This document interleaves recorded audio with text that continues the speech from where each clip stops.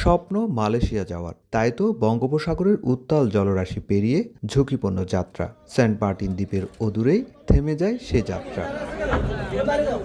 নৌবাহিনীর টহল জাহাজ স্বাধীনতার অভিযানে আটক হয় একটি কাঠের ট্রলার। এতে নারী, পুরুষ ও শিশুসহ 273 জন আটক হন।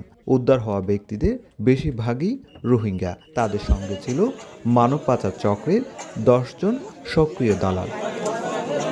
নৌবাহিনী জানায়, সেন্ট মার্টিন দ্বীপ থেকে প্রায় 30 মাইল দক্ষিণ পশ্চিমে ট্রলারটির সন্দেহজনক গতিবিধি নজরে আসে। এ সময় সংকেত দিলে তা অমান্য করে পালানোর চেষ্টা করলে ধাওয়া দিয়ে আটক করা হয়।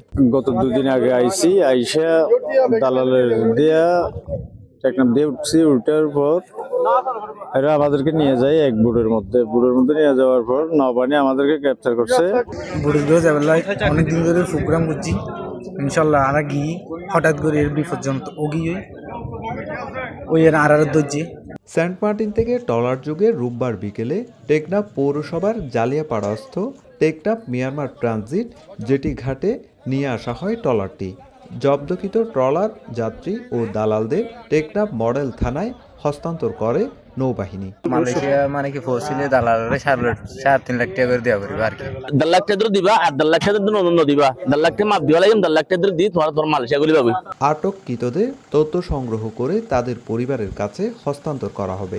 একই সঙ্গে জড়িতদের বিরুদ্ধে আইনি ব্যবস্থা নেওয়া হবে বলে জানিয়েছে পুলিশ। সুজাউদ্দিন রুবেল, সময় সংবাদ, কক্সবাজার।